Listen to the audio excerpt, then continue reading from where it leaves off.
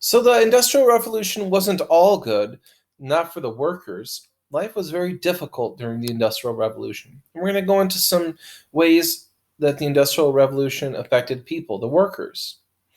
Laborers often worked in dangerous and hazardous conditions. You can see the pictures here, what that might mean. So, in the illustrations on this slide, workers are shown laboring in the shadow tunnels. It's very dark, dangerous. They're shallow. They're very small. That you see them bent over all the time because the ceiling's so low.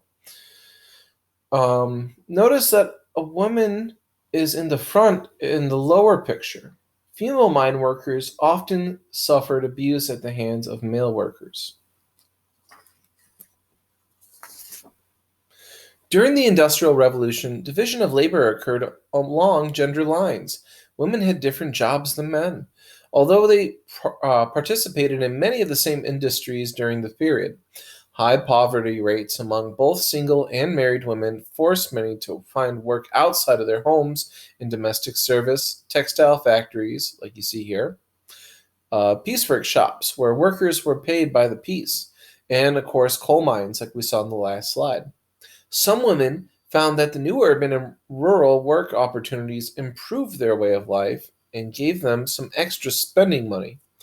Others encountered increased poverty, isolation, and dependence on employers for day to day subsistence. Factories employed many children, benefiting not just from their energy, but also from their small fingers, which would manipulate tiny parts of machines more easily. Factories could also legally pay children less than adults, and parents were often eager to send their children to work and bring in more income for the family. Children as young as 4 years old working long, difficult days for very little pay occurred. Children sometimes worked up to 19 hours a day with a single break of 1 hour or less, usually for your lunch. The smallest and youngest children in textile factories usually worked as scavengers. This very dangerous task involved picking up tiny pieces of loose cotton from under the machinery. Working conditions in British mines were perhaps even worse. An 1842 parliamentary committee reporting on mines found that many children were working under intolerable circumstances. Children as young as 4 years old worked as trappers, opening underground doors to let hurriers, who are also children, pull through loaded wagons, often working in the dark because they could not afford candles. Children labored in these conditions up to 12 hours a day. The parliamentary committee further reported that miners beat the children for falling asleep on the job. Children laborers, most of whom came from severely impoverished backgrounds, frequently found it impossible to keep up with the pace required in the factories, primarily because they were often malnourished and debilitated. Many children were beaten for falling behind. They were also beaten or docked pay for arriving to work late and for talking to other children. Apprentices who ran away from factories sometimes faced prison sentences. Despite terrible working conditions, meager pay, and vicious punishments, family poverty forced many children to go to work, survive. In 1833, the British government passed the Factory Act to improve conditions for child laborers in the textile factories. The act stipulated the following: no child under 9 years of age was permitted to work. Employers had to have a medical or age certificate for each child laborer. Children between the ages of 9 and 13 could not work more than 9 hours a day. Children between 13 and 18 could not work more than 12 hours a day. Children could not work at night. Each child had to receive at least 2 hours of school per day. 4 factory inspectors were appointed to enforce the law throughout the whole country. Despite these conditions, the Factory Act did not put an immediate stop to mistreatment because it only applied to children working in textile mills, not coal mines or other types of factories. The Mines Act of 1842 established restrictions on child mine labor, barring children under 10 from working in the mines. By the end of the 19th century, labor conditions had greatly improved. These improvements, however, had only been achieved with pressure from workers, who increasingly protested their terrible working conditions. Workers eventually organized their gatherings and protest into trade unions. In 1780 and 1799, combination laws made it illegal for workers to gather together to pressure employers for shorter hours, higher pay, or better working conditions. As a result, trade unions in effect became illegal. In the cartoon shown in this slide, Sir Francis Burdett is depicted as triumphant over the industrialists and anti-union politicians who hindered the cause of trade unions. They are shown in front of a jail where many trade unionists were incarcerated. Burdett had been a leading parliamentary supporter of unions in the 1820s. He was jailed for a short time because of his radical views.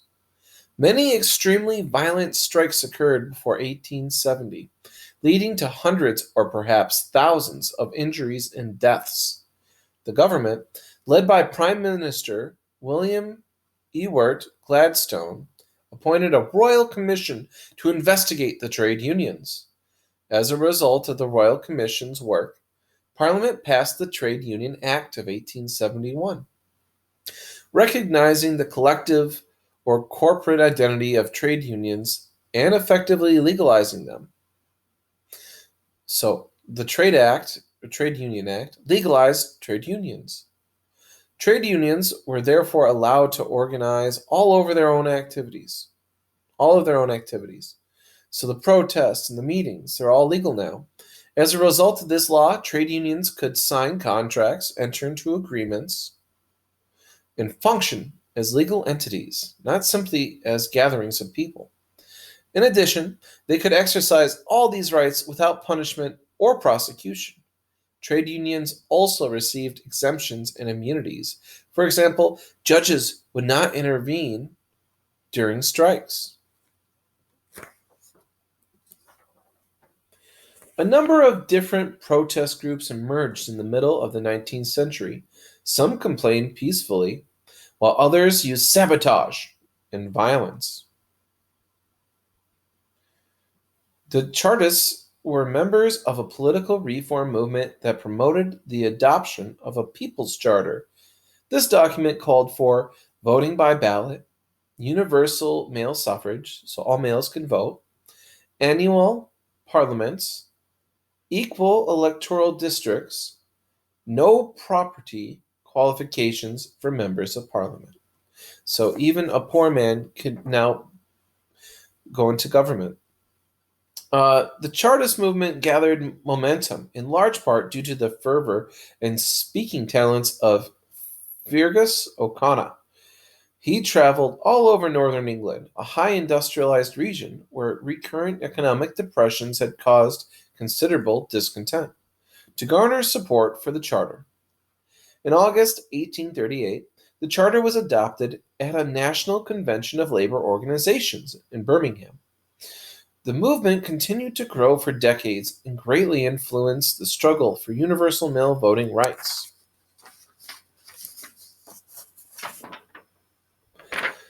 Many workers expressed outrage over low wages and the employment of unapprenticed workmen who did not share the privileges and higher wages of apprenticed workmen. Some of these disgruntled workers, who later came to be called Luddites, broke into factories and destroyed machines. The Luddites referred to themselves as the Army of Redressers. Their leader was General Ned Ludd, although there is little evidence to suggest that he was a real person. The impact of the Luddite movement, however, was felt through the destruction of equipment throughout the Midlands of England. In a matter of weeks, 200 machines were destroyed, and special police units had to be hired to protect factories.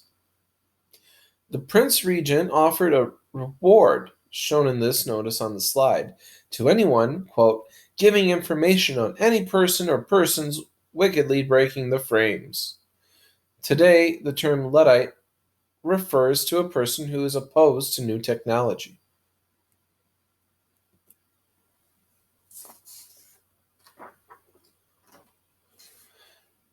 The Peterloo Massacre. The most celebrated protest of the early 19th century was the Peterloo Massacre of 1819. On August 16, 1819, laborers advocating annual parliaments planned a meeting to agitate for universal suffrage so we can all vote. A crowd of about 50,000 gathered in St. Peter's Fields to listen to several speakers. By early afternoon, the length and size of the meeting so alarmed city magistrates that they ordered armed troops and the Lancashire militia to arrest some of the organizers and disperse the crowd. The soldiers ended up charging and firing upon the crowd, killing 11 and wounding 400 others. Different sources reported different crowd sizes, but it was undoubtedly well attended. Here are some of the estimates.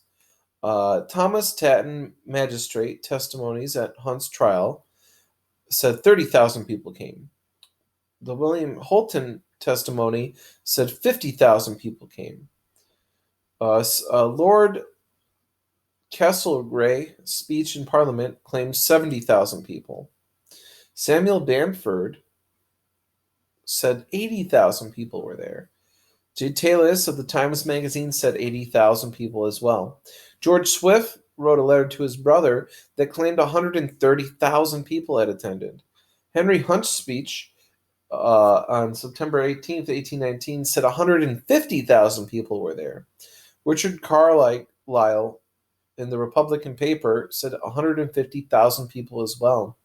James Rowe of Manchester Observer said 153,000 people. So quite a bit, no matter whose figures you believe. The social class structure that emerged during the Industrial Revolution can be broken down as follows. At the top was the upper class, the very rich industrial families, the nobles. Under them was the upper middle class, the business people and professionals, including lawyers and doctors. Under them was the lower middle class, other professionals including teachers, shop owners, and office workers. Then under them are the working class, factory workers, and small farmers. At the very bottom are the impoverished, the workers and the unemployed.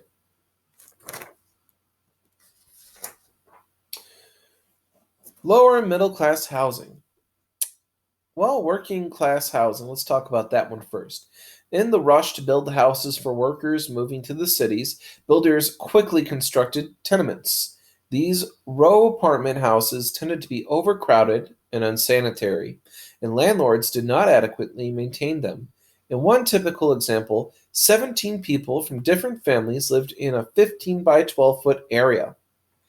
Some tenements had yards in the back and an outdoor toilet that all residents used. Now let's talk about the middle class housing. Although its residents were wealthier, emerging middle class districts still suffered from the poor sanitation that plagued entire cities. Disease spread quickly through cities without regard to social distinctions. The social classes traveled in different manners as well. The lithographs shown in this slide depict from top to bottom first, second, and third class travel. You can see as it goes down that the travel becomes more crowded and less luxurious. This illustration in this slide offers a classic example of the Industrial Revolution's impact on housing and urban development. Servants are shown working on the ground floor, while an elderly couple dances to music a young girl plays on the piano. On the first floor, known as the second floor in the United States, Two wealthy people relax in elegant surroundings. Above them, on the second floor, a bourgeois family lives in comfortable but somewhat crowded conditions. So the lower you are, the better the conditions. The rooms on the third floor are smaller. In the room on the left, a landlord appears to be evicting a resident, while a man and woman in the other room entertain themselves with a small dog. The fourth floor is divided into three rooms. Two artists relax in the room on the left. A young man sits in the middle room, and a poor man and woman live with their three children in the room on the right. Here are some discussion questions for today's lesson.